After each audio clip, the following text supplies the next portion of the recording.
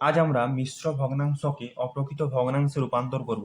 দেখো এখানে তোমার 1 পূর্ণ 1-এর 3, 3 পূর্ণ 7-এর 11, 4 পূর্ণ 5-এর 16 এই সংখ্যাগুলো দেওয়া আছে। তো এগুলোকে আমরা অপ্রকৃত ভগ্নাংশে রূপান্তর করব। প্রথমে আমরা 1 নম্বর অঙ্কটা করব। এখানে 1 পূর্ণ 1-এর 3। এখানে একটা হচ্ছে পূর্ণ সংখ্যা, আর উপরের সংখ্যাটাকে লব বলে আর নিচেরটাকে হর বলে। ঠিক আছে, এখানে আমাদের কি করতে হবে, এই যে হর আছে না, হরের সাথে পূর্ণ সংখ্যা গুণ করতে হবে। গুণ করে গুণফলটা যেটা হবে তার সাথে আমাদের লব যোগ করতে হবে, তাহলে আমাদের অপ্রকৃত ভগ্নাংশ বেরোবে আর কি। তো এখানে দেখো আমরা প্রথমে আমরা এই যে হর আছে, হরের সাথে আমরা পূর্ণ সংখ্যা গুণ করব। হর 3 গুণিত পূর্ণ সংখ্যা 1 যুক্ত আমাদের লবটা যোগ করতে হবে 1। লব আছে আমাদের 1, তাই 1, আর নিচে যে 3 আছে, 3টা যেরকম আছে সেরকমই থাকবে। ঠিক আছে, সমান দেবো। সমান দেওয়ার পর আমাদের যে হর হর আর পূর্ণ সংখ্যার গুণ করবো। গুণ করলে কত হবে?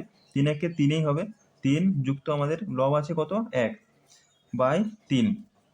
এখানে যদি আমি যোগফলটা করি, মানে 3 মানে কিসের এটা? হর আর পূর্ণ সংখ্যার গুণফল, তার সাথে লব যোগ করব।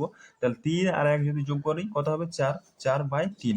তাহলে এটা হচ্ছে অপ্রকৃত ভগ্নাংশ। অপ্রকৃত ভগ্নাংশর লব বড় থাকবে আর হর ছোট থাকবে। ঠিক আছে, এটা সহজ কথা।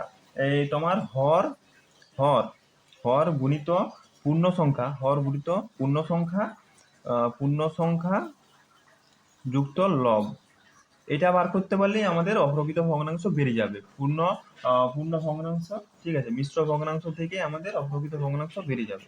ঠিক আছে, তারপরেটা দেখো 3 পূর্ণ 7-এর 11 বলা হয়েছে, এটাকেও আমাদের অপ্রকৃত ভগ্নাংশে বার করতে হবে। এটার ক্ষেত্রে আমাদের সেম কি করতে হবে, এই যে হর আছে না, হরের সাথে আমাদের পূর্ণ সংখ্যা গুণ করব। এখানে দেখো দাগ টানছি, দাগ টানার পর এই যে হর কত আছে? 11। 11 গুণিত আমাদের পূর্ণ সংখ্যা 3, আমরা প্রথমে গুণ করব, তারপরে আমরা যে লব আছে 7 সেটা আমরা যোগ করব, আর নিচে 11 যেরকম আছে সেরকমই করব, দিয়ে আমরা সমান চিহ্ন দিব। এটা আমরা লিখছি, ঠিক আছে, এরকম ভাবে লিখছি, এটা বোঝার সুবিধার্থে এরকম ভাবে আমরা ভেঙে ভেঙে লিখছি। ঠিক আছে, তোমরা এরকম ভাবে নাও লিখতে পারো। তোমরা একবারে তোমরা কি করবে, যে হর আছে, হরের সাথে পূর্ণ সংখ্যা গুণ করবে, গুণ করার পর 7 মানে লব যোগ করে দেবে, এটাও করতে পারো। এটা বোঝার সুবিধার্থে আমি এরকমভাবে করছি। তো প্রথমে আমরা 11 আর 3-এ গুণ করবো। 11 3-এ যদি গুণ করি কত হবে? 11 3-এ 33 হবে। 33 যুক্ত 7/11।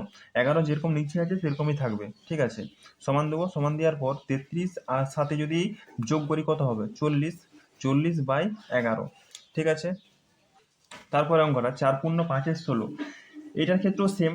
প্রথমে আমরা দাগ টানবো, দাগ টানার পর আমাদের হর 16 আছে গুণিত পূর্ণ সংখ্যা 4 যুক্ত আমাদের লব 5 আছে, বাই নিচে 16 যেরকম আছে সেরকমই লিখবো। লেখার পর আমরা কি করব? সমান চিহ্ন দেবো। সমান চিহ্ন দেওয়ার পর আমাদের যে হর 16 আর যে পূর্ণ সংখ্যা 4 আছে সেটা আমরা গুণ করবো। 16 আর 4-এ কত হয়? 16 4-এ 64। 64 64 যুক্ত আমাদের লব 5/16। তো 64 আর 5-এ যদি যোগ করি কত হবে? 64 5 69। 69 তো বুঝতে পারলে কিভাবে মিশ্র ভগ্নাংশ থেকে অপ্রকৃত ভগ্নাংশে রূপান্তর করতে হয়। আর অপ্রকৃত ভগ্নাংশ আমরা জানি যে লব বড় থাকে আর হর ছোট থাকে। উপরেরটাকে লব বলে, নিচেরটাকে হর বলে। এটা আমরা ভগ্নাংশে শিখেছি। ধন্যবাদ এই ভিডিওটি দেখার জন্য।